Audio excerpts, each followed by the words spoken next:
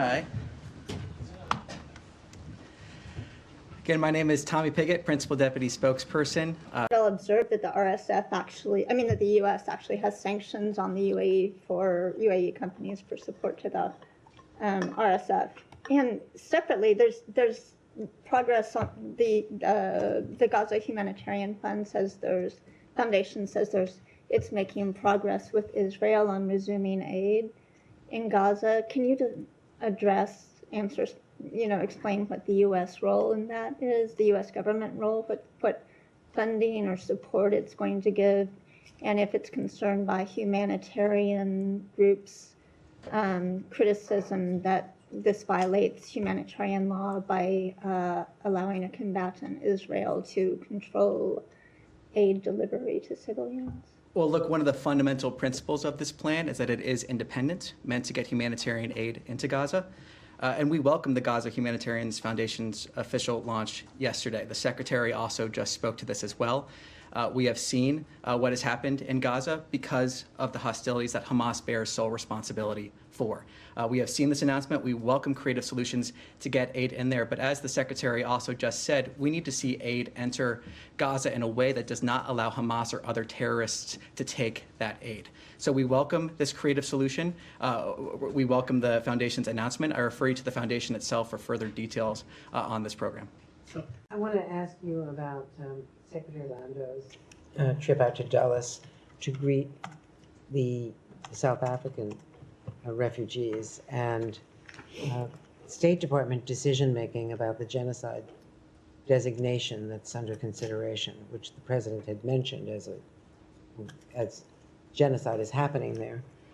There is a lot of evidence, public evidence, that is in open sources of farmers, white farmers not wanting to come, of black killings exceeding by large measure white killings in the crime problem that they do have, and that there is no white genocide to justify this kind of extraordinary accelerated refugee process for white South Africans. On the same day that temporary protective status was withdrawn from Afghans, thousands of them, many of whom are sponsored by U.S. military veterans because they were their translators. So can you unpack that and the disparity in treatment, and what is the status of any kind of genocide investigation on what is happening to white South Africans? Well, the President has been very clear, the concerns that he has in terms of South Africa. He has expressed those publicly and often. When it comes to temporary protected status, I refer you to DHS. That was always meant as a temporary program, a temporary benefit, but I refer you to DHS for more questions on that. Again, when it comes to the new arrivals that we saw, what we saw was a president who identified a priority that we fulfilled here at the State Department. And what's also clear is that the refugees that arrived met the same standard that is across the board for refugees. They met that standard. So what we're seeing here is a president who has been clear about his concerns with South Africa, and the State Department has acted on that, and the refugees that we saw met the standard in statute for refugees. Can you provide us more details about who will, fund this new foundation, Gaza Foundation, and what role the U.S. will actually play in the aid delivery? Well, ultimately, I refer you to the Foundation for more details on the specifics of that nature. As the Secretary has said, we welcome this announcement to get aid in there, but I refer you to the Foundation for more details. Look, as the Secretary said again, we welcome this creative solution. We see the plans moving forward there. They announced and detailed those yesterday. If I have my timing correct on that, refer you to them for more details. And there's been reports that David Beasley, who's former World Food Programme head, is going to be involved. Can you speak to that? Anything about the leadership of this foundation?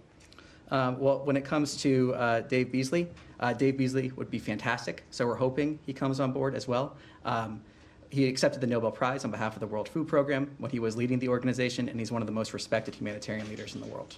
After successfully mediating ceasefire between Pakistan and India to prevent a dangerous escalation in a region, President Trump has said that he will work with both countries to see if they could arrive on any solution for Kashmir dispute.